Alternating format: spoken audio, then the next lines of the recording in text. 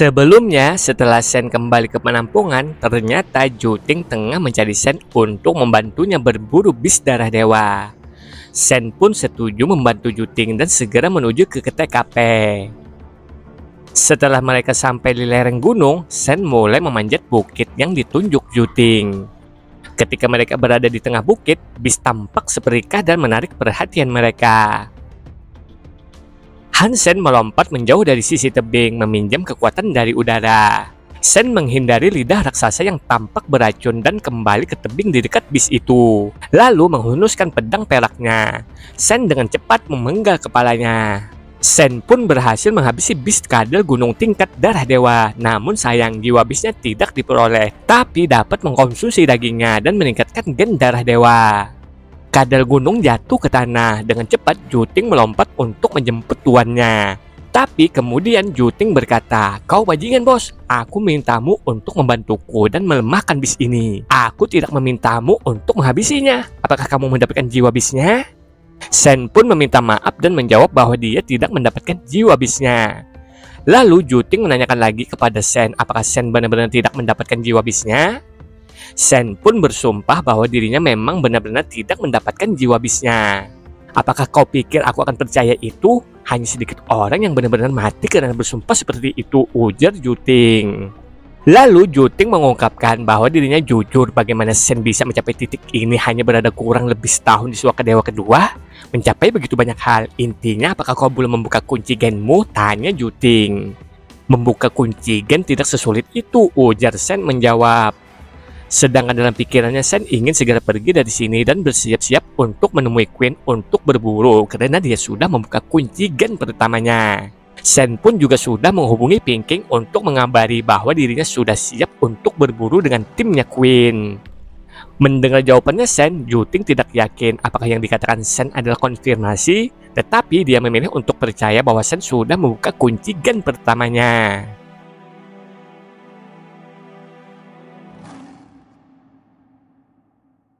Setelah itu, beberapa hari kemudian, Queen dan Sen berlayar melintasi laut selama 2 hari sebelum mereka melihat sebuah pulau hitam di Cakrawala.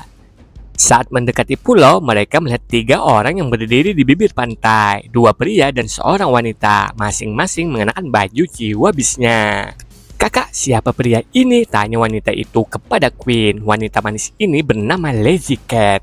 "Namanya Hansen dan aku ingin mengusulkan agar dia dimasukkan ke dalam tim kita," jawab Queen. "Kamu pasti orang elit. Kakak secara pribadi mengundangmu ke tim. Boleh aku bertanya, apa kekuatan kunci genmu?" tanya Lazy Cat ke Sen. "Oh, aku bahkan belum membuka kunci gen pertamaku," jawab Sen berbohong. Sedangkan dalam pikirannya bergumam, karena Queen hanya mengatakan dia membutuhkan bantuan merubah perak, maka dia tidak perlu melangkah dan mengungkapkan dirinya yang sepenuhnya. Mendengar jawaban Sen membuat mereka bertiga sedikit terkejut. Oh ya, nama kedua pria ini Tiandu dan Bojun. Mereka bertiga pun bertanya-tanya kepada Queen. Queen dengan segera menjelaskan situasi saat ini. "Aku telah menguji dia secara pribadi dalam perjalanan ke sini. Rubah peraknya istimewa.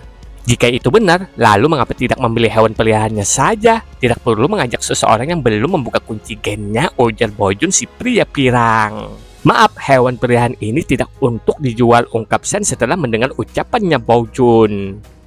Bojun pun tampak ingin mengatakan sesuatu lagi, tetapi Queen mencegahnya. Queen mengungkapkan bahwa menurut aturan yang kami buat pada pembentukan grup ini, setiap orang diberi kesempatan untuk mengatakan bagian mereka. Jika kau tidak ingin orang ini ada di tim kita, jangan ragu untuk mengatakannya. Jika itu masalahnya, dia akan pergi. Tapi akulah yang membawanya ke sini, jadi tidak ada yang bisa menyentuhnya. Mendengar itu, Lazy Cat setuju-setuju saja bahwa Sen bergabung ke tim mereka. Tapi Baojun tetap mengeluh dengan bergabungnya Sen. Dia pun mengatakan bahwa tidak setuju. Apakah kau lupa bahwa salah satu undang-undang pendiri menyatakan bahwa siapapun yang bergabung harus membuka kunci gen pertama mereka? Orang ini ingin bertahan menggunakan hewan peliharaannya, sementara dia mendapatkan keuntungan dari potensi menghabisi bis Super God. Aku mengerti. Baiklah, jika memang seperti itu, aku akan membawanya kembali. Hansen, aku minta maaf karena membuang-buang waktumu, ungkap Queen. Tidak apa-apa, ujar Hansen. Saat Queen bersiap-siap untuk membawa Sen, tiba-tiba mereka semua melihat ada yang datang meluncur melintasi ombak dengan kecepatan tinggi. Tak lama dia telah tiba di pulau. Anehnya dia tampak terluka parah dan dipenuhi banyak luka bakar. "Apakah kamu baik-baik saja? Di mana Sang King?" tanya Queen. "Dalam perjalanan ke sini, kami menemukan bis yang menyemburkan api. Itu terlalu kuat dan aku terpisah dengan Sang King. Aku tidak tahu apakah sisanya berhasil lolos," ujar pria itu menjawab. Mendengar itu, Sen dibuat terkejut karena ada bis yang menyemburkan api. Sen berpikir apakah mereka bertemu dengan kuda laut biru? "Lazy Cat, kamu tinggal di sini dan merawat pak tua itu. Aku, Baojun, dan Tiandu akan pergi melihatnya. Kami akan melihat apakah kami dapat menemukan mereka," ujar Queen sambil melompat ke punggung pausnya. Setelah malam tiba, Lazy Cat merawat luka pak tua dengan hati-hati. Sedangkan Hansen bergumam di bawah sinar bulan. Sepertinya Queen dan orang-orangnya belum menghabisi satupun bis Super Guard. Meskipun faktanya mereka telah membuka kunci gen mereka, manusia di Suaka Dewa kedua masih berjuang dengan kekuatan luar biasa mereka. Ketika Sen pertama kali membuka kunci gennya, dia sangat senang tentang itu. Tapi sekarang dia merasa seolah-olah statusnya membawa beban tertentu yang tidak dia sadari sebelumnya. Beberapa orang yang telah berusaha membuka kunci gen pertama mereka sebanyak yang dimiliki Hansen sekarang sudah mati. Mereka dibawa keluar oleh bis Super Guard di laut dalam waktu singkat dan itu membuatnya takut. Lalu Queen, Baojun, dan Tiandu kembali dengan tanpa hasil. Lazy Cat segera menghampiri mereka dan mendengar bahwa mereka tidak bisa menemukan rekan-rekan mereka. Tiba-tiba Tiandu berjalan menghampiri Sen dan mengatakan, "Bagaimana kalau kita mengizinkan teman sementara kita ini untuk bergabung dengan kita? Jika yang lain datang tanpa masalah, dia tidak akan memikirkan ide itu lagi. Tapi sekarang hanya ada 5 dari mereka yang tersisa. Jika mereka ingin membuktikan keberadaan bis yang mereka cari, membawa Hansen dan rubah perak untuk mengusir monster tambahan akan sangat membantu." "Apa artinya sementara?" tanya Hansen. "Beri kami harga dan kami akan memperkerjakanmu sebagai pedang atau tentara bayaran," ujar Baojun menjawab. Hansen memandang Queen. Queen pun mengungkapkan tidak peduli apa yang akan Hansen putuskan. Namun Queen berjanji akan membuat Sen kembali ke rumah tanpa cedera. Mendengar Queen mengatakan itu, Sen tersenyum dan berkata, "Baik, kalian bisa memperkerjakanku. Namun aku harus memperingatkan kalian. Aku mahal. Aku hampir curiga kalian tidak akan mampu membayar." "Berapa banyak yang kau inginkan?" ujar Baojun. "Ya, rubah perak dan aku dihitung 2 orang. Oleh karena itu, kami masing-masing akan menerima 1 jiwa bis darah dewa. Kami tidak akan puas dengan yang lebih rendah dari itu," ungkap Hansen. "Oke," ujar Baojun bahkan tidak berkedip sebelum setuju. Dia memberi Hansen 1 jiwa bis darah dewa. "Ini adalah deposit. Setelah kami selesai, kau dapat memiliki yang lain," ungkap Baojun. "Aku sangat suka kau cepat mengambil keputusan. Aku tidak punya masalah dengan itu," ujar Sen menerimanya. Sementara dalam benaknya Sen mengatakan karena dia telah datang sejauh ini, dia ingin melihat bagaimana mereka berencana melawan bis Super Guard. Dengan seseorang yang sekarang membayarnya untuk menonton, tidak ada alasan baginya untuk menolak. Secara formal menjadi anggota tim Queen tidak terlalu penting baginya. Lagi pula timnya bukan satu-satunya tim pemburu bis Super Guard di Suaka Dewa kedua. Jadi meskipun dia tidak diterima di sini, dia pasti akan diterima di tempat lain.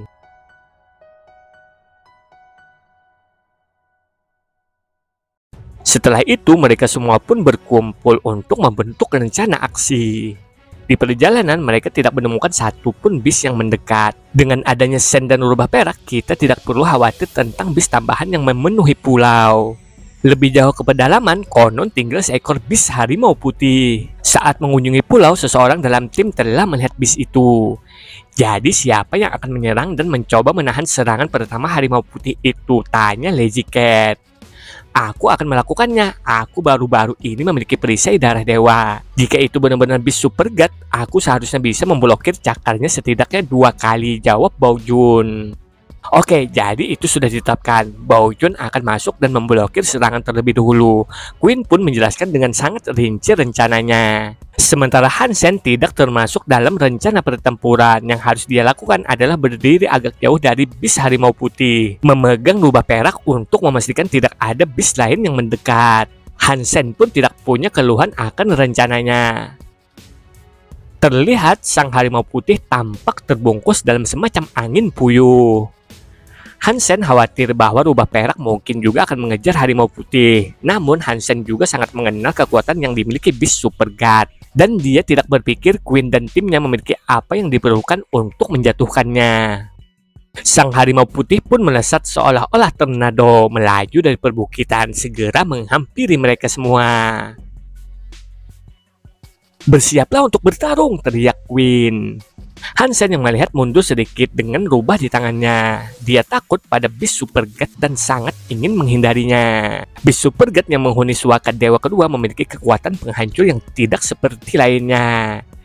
Jika bayi rubah perak memiliki kemampuan untuk membunuh seseorang yang telah membuka kunci gen mereka dalam satu pukulan, apapun yang bisa dilakukan harimau putih akan jauh lebih buruk.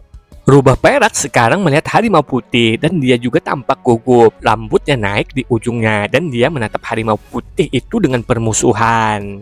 Hansen memegangi rubah perak dengan erat, tidak membiarkan melakukan sesuatu yang tidak biasa. Meskipun rubah perak itu kuat, dia tidak berpikir bahwa ia memiliki yang diperlukan untuk mengalahkan harimau putih dewasa. Harimau putih terus melintasi udara, tetapi sekarang hanya berjarak belasan meter dari tim Queen. Sang harimau putih mengangkat cakarnya dan mencambuknya di udara. Seolah-olah atmosfer pecah menjadi dua. Hembusan angin kencang pecah menyerang tim Queen. Baojun berteriak dan mengangkat perisainya. Tubuhnya dibalut baju besi emas. Perisainya menampilkan barisan baja menghalangi panah angin yang datang ke arahnya. Dong! Setelah suara keras, Baojun membuka matanya untuk melihat perisainya di tangannya pecah. Perisai darah dewa hancur dalam sekejap. Melihat itu, Queen berteriak, "Ubah rencana, rencana C!" Sedangkan Hansen yang menyaksikan dibuat terkejut karena perisai darah dewa dalam sekejap dihancurkan begitu mudahnya. Setelah itu, Baojun menggunakan jiwa Beast berupa tombak dan siap menusuk sang harimau putih. Begitu juga dengan Tiandu dan Lazy Cat juga siap-siap dengan senjata mereka masing-masing. Namun ternyata tujuan harimau putih sangat jelas, tampaknya menargetkan Queen. Angin yang dikeluarkan dari cakarnya menyerupai cakar proyektil yang melayang di udara ke arah Queen. Dada Queen bergoyang berirama saat cahaya ungu bersinar dari dalam tubuhnya. Kakinya yang panjang dan luar biasa membawanya dengan kekuatan yang luar biasa saat dia merunduk ke samping untuk menghindari serangan yang datang. Salah satu belati Lazy Cat menyerang ke arah harimau. Kemudian pedang Tiandu dan tombak Baojun berusaha menembus harimau putih bersama-sama. Tapi sesuatu menakutkan terjadi. Bulu harimau putih mengacak-ngacak dengan aliran angin tambahan. Senjata mereka pun tak tahan menahannya. "Kembali mundur sekarang!" teriak Queen dan memberi isyarat. Queen memanggil belatinya dan melemparkannya ke arah harimau putih. Pisau itu membelah udara dan akan menusuk sang harimau putih. Harimau putih pun meraung, badai angin yang menakutkan keluar dari mulutnya. Boom! Ledakan pun terjadi, belati yang dilempar Queen tadi pun hancur. Hansen yang melihat terkejut, belati itu adalah jiwa Beast darah dewa sekali pakai. Itu sangat kuat, tetapi bahkan tidak bisa memberikan satu goresan pun pada harimau putih. Sang harimau putih marah dan melompat ke arah Queen untuk membalas dendam. Tapi Queen cepat berdiri dan seperti Dewi Anggun, dia bisa menari menjauh dari cakar harimau putih. Lazy Cat dan yang lainnya mengikuti perintah Queen dan dengan cepat berbalik untuk mundur dan melarikan diri dari harimau putih. "Apa yang kau lakukan di sana? Ayo cepat mundur," ujar Lazy Cat kepada Sen. Hansen mengangguk dan dengan rubah perak di tangannya dia mundur. Dia tidak kembali dengan kecepatan yang sama seperti yang lainnya, jadi dia tetap di belakang mereka. Hansen sedang memikirkan bagaimana dia bisa membantu Queen. Mereka memiliki sejarah bersama dan dialah yang mengajarinya Heavenly Go-nya sejak awal. Bagaimanapun dia hanya manusia. Jika tidak bisa menyingkirkan harimau putih tepat waktu, dia pasti akan membuat kesalahan. Ini hanyalah masalah waktu sebelum menghabiskan energinya. Sebuah ide muncul di benaknya. Jadi Sen berbalik dan pergi ke arah lain. "Apa yang kau lakukan? Cepat kembali!" teriak Baojun saat melihat Sen. Hansen pun mengkucil sesi singa emasnya dan berlari ke pantai. Terlihat harimau putih sangat marah dan terus saja mengejar Queen. Hansen sangat khawatir Queen tidak akan bertahan lama sampai dia tiba di garis pantai. Namun akhirnya Queen sampai di tepi laut. Melihat itu Sen juga segera melompat dan pergi ke laut. Queen pun nyemplung ke laut, tak membiarkan Queen kabur begitu saja. Harimau putih itu pun menurunkan cakarnya ke atas air, lalu terbelahlah lautan. Serangan harimau putih mulai menyerang Queen. Untungnya dengan sigap Queen memanggil 2 tombak untuk menangkis serangan sang harimau putih. Namun sayang, serangannya terus berlanjut dan pada akhirnya membuat Queen terkena serangan dan membuatnya terluka. Sambil menggertakkan giginya, Hansen mengambil risiko pergi ke bawah menuju Queen. Queen masih berjuang. Dia melihat bayangan datang dan telah menyempitkan mata untuk lebih jelas melihat bahwa itu adalah Hansen. Hansen menarik Queen lebih dalam ke laut. Dia sangat cekatan di laut. "Tahan aku," ujar Sen sambil meletakkan Queen di punggungnya dan menyuruhnya untuk meraih pinggangnya. Kemudian dengan kecepatan penuh dia melesat ke perairan yang lebih gelap. Harimau putih tidak menyerah, jadi dia terus melemparkan hembusan mematikannya ke laut. Tapi Hansen seperti salah satu putih duyung saat dia berenang melintasi dasar laut dengan kecepatan tinggi, dengan mudah menghindari setiap serangan harimau putih. Queen menggenggam erat Hansen dan dia merasa tersentuh. Dia tidak pernah berharap Hansen datang menyelamatkannya.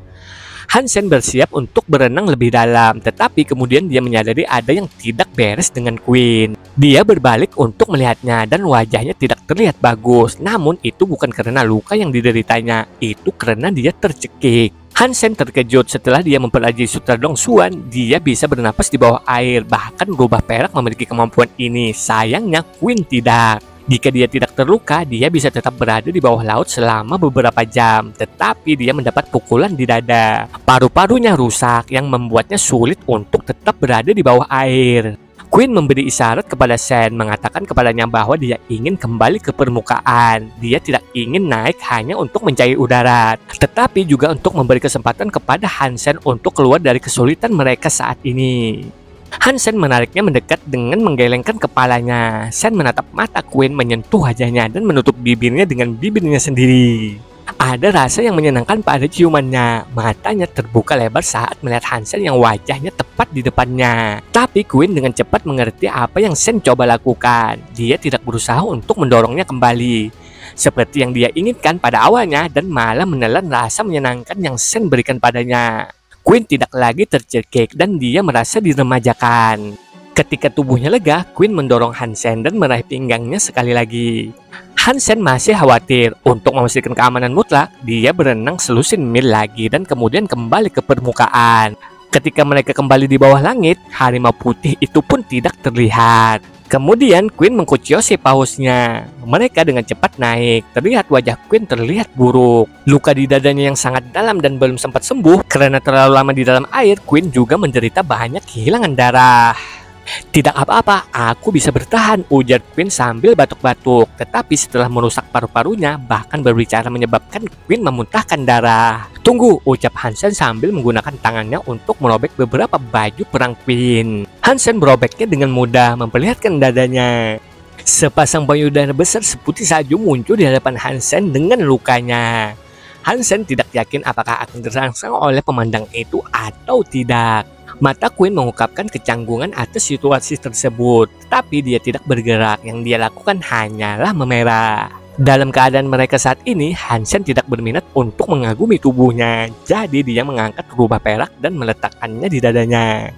Sen kemudian mengatakan, "Rubah perak imut, tolong bantu." Rubah perak memandang Hansen dan kemudian berbalik untuk melihat Queen. Kemudian mulai menjilati kulit Queen yang seputih salju. Setelah rubah perak menjilati sebentar, tubuhnya mulai bergetar. Luka yang sudah mulai menunjukkan tanda-tanda infeksi tertutup rapat. Dengan berhentinya pendarahan, area tersebut terlihat lebih baik dan lebih baik setiap detiknya.